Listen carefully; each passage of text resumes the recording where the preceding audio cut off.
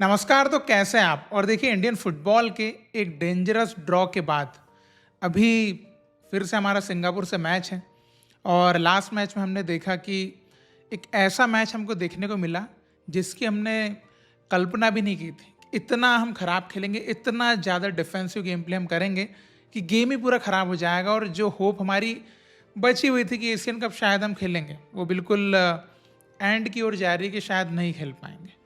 अब हमारे पास सिचुएशन कुछ ऐसी हो चुकी है कि हम ग्रुप में ऐसी जगह पर फंसे हैं जहां पर हमारे पास 3 गेम बचे हैं, और 3 गेम से अब हम तीनों गेम जीत भी जाएं तो भी हमारी कोई गारंटी नहीं कि हम एशियन कप खेल पाएंगे, क्योंकि जीत भी जाएं तो भी ओपोनेंट जो है उनके कितने पॉइंट्स होंगे, वो अपने मैचेस में क्या रिजल्ट लेके आ रहे हैं, ये भी मैटर करेगा। तो हम मतलब कि कहते हैं ना कि खुद के पैरों पे कुल्हाड़ी मारना, वो हमने मारी।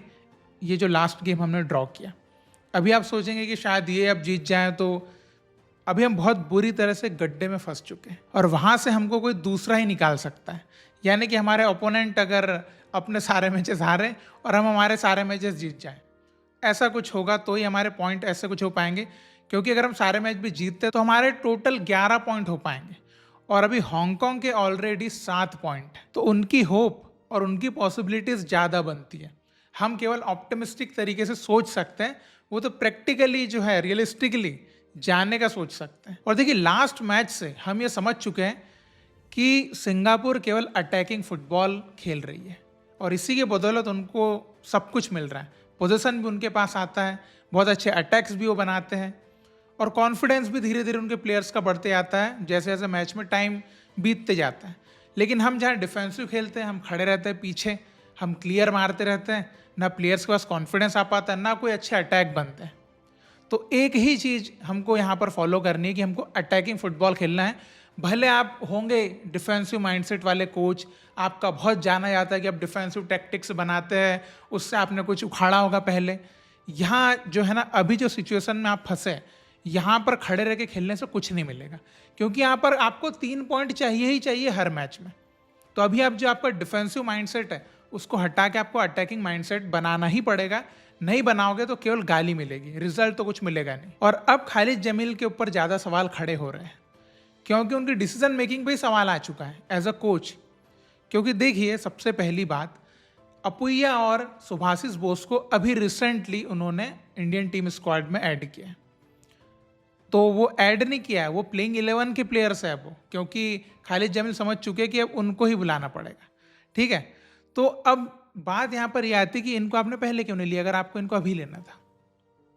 अब देखिए, ये तो प्लेइंग 11 में 2 प्लेयर्स अब ड्रॉप होंगे, और ये 2 प्लेयर्स को पक्की जगह मिलेगी। सीधी सी बात यहाँ पर यही है, क्योंकि आपको स्क्वाड में ऑलरेडी प्लेयर्स होने के बाद अगर आउट ऑफ द बॉक्स जाके आपको 2 प्लेयर्स को अलग से इनवाइट करना पड़ रहा है, इसका मतलब साफ है कि आप उन दोनों प्लेयर्स को प्लेइंग देने वाले हैं। तो अगर इस सिचुएशन में मैं इंडियन फुटबॉल टीम की एक लाइनअप और एक फॉर्मेशन देखूं अगेंस्ट सिंगापुर, जो हम कल मैच खेलने वाले हैं, जो कि डू और डाई नहीं, मतलब उसका उसके भी ऊपर समझ लीजिए उस मैच को, क्योंकि वो ऐतिहासिक मैच है।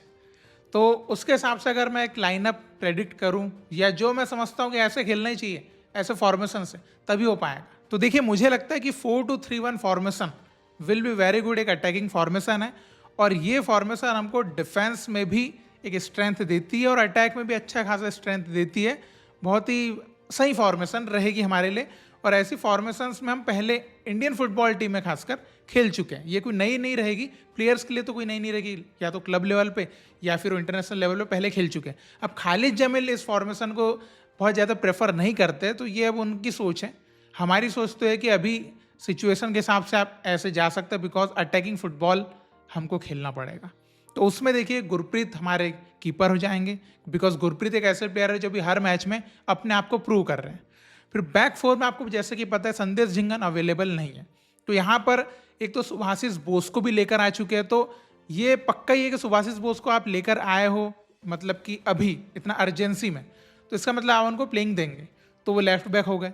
फिर जो स्टॉपर हमारा संदेश झिंगन को रिप्लेस कर जाएंगे राहुल भेके, बिकॉज वही बेस्ट ऑप्शन बनता है अनवर के साथ राहुल भेके, और वालपुया को राइट बैक में जगह मिल जाएगी। तो ये हमारी बैक फोर हो गई। उसके बाद जो डिफेंसिव मिडफील्डर्स हमारे, वो अपुया और निखिल, ये अभी मुझे सही लगता है, बिकॉज निखिल का परफॉर्मेंस जब से अभी वो आए हैं तब से वो अच्छा ही कर रहे हैं, बुरा परफॉर्म नहीं कर रहे हैं। और अपुया तो एक ट्राई एंड टेस्टेड हमारे इंडियन फुटबॉल टीम के लिए डिफेंसिव मिडफील्डर है, और अपुया और निखिल को हम पहले भी देख चुके हैं काफा में, तो ये एक अच्छा कॉम्बिनेशन हो जाएगा। और आगे आपके जो फ्रंट में 3 रहेंगे उसमें आप ब्रेंडन को एज अ प्ले मेकर खिलाइए, बिकॉज वी नीड ब्रेंडन, क्योंकि हमको आगे वैसी बॉल्स चाहिए, प्लस हमको सेट पीसेस के टाइम पे अच्छी बॉल डिलीवरीज भी चाहिए, जो ब्रेंडन से अच्छी अभी कोई नहीं देता है। ये गलत फहमी होगी अगर आप बोलेंगे नहीं नहीं नहीं नहीं इसको खिला ना, आप ब्रेंडन को खिलाओ। और उसके बाद हमारे विंग्स पे महेश और छांगटे हो जाएंगे, क्योंकि देखिए महेश और छांगटे ये ऐसे प्लेयर्स हैं जिनके ऊपर हमारा भरोसा बनता है अभी, क्योंकि महेश एक ऐसे प्लेयर है जो अटैकिंग में फाइनल थर्ड में खासकर वो एक डेंजरस प्लेयर है, और छांगटे ऐसे प्लेयर है जो कि काउंटर्स के टाइम पे काम में आते हैं और अच्छी बॉल्स, खासकर क्षेत्रीय के लिए अच्छी बॉल्स निकाल सकते हैं। और ब्रेंडन, महेश और छांगटे ये तीनों क्षेत्रीय के लिए एक अच्छा सपोर्ट सिस्टम क्रिएट करेंगे आगे, और ये हम पहले देख चुके हैं। वही मैं बात बोल रहा हूँ कि भाई ये ट्राई एंड टेस्टेड टाइप की टीम हमारी बनेगी और अच्छा भी कर सकते हैं। और आगे हमारे पास सुनील छेत्री, तो ये अभी की सिचुएशन में मुझे ऐसा लगता है कि ये लाइनअप और ये फॉर्मेशन के साथ अगर हम जाते हैं तो एक अटैकिंग हमको जो फुटबॉल खेलना वो भी हो रहा है, और एक बैलेंस्ड गेम प्ले भी हम खेल सकते हैं, बिकॉज अभी हमको पूरी तरह से झोंकना पड़ेगा। यहाँ पर हमारे पास ये सिचुएशन नहीं है कि हम जो है 1 पॉइंट के लिए सोच लें ना, आप सोच ही नहीं सकते, आपको जीतना ही है बाय हुक और बाय क्रुक। अभी करो कैसे करना है। तो अभी तो क्वालिफिकेशन बहुत ही ज़्यादा पेचीदा हो चुका है, मतलब इतना डिफ़िकल्ट क्वालिफिकेशन एशियन कप के लिए बहुत ही ज़्यादा डिफ़िकल्ट देखने को मिल रहा है। पिछले कुछ क्वालिफायर्स की अगर हम बात करें, हम इजीली निकल लिए। यहाँ देखो बांग्लादेश भी हमको टक्कर दे रहा है, अभी इस लेवल पे हमारी टीम जो है इतने नीचे गिर चुकी है।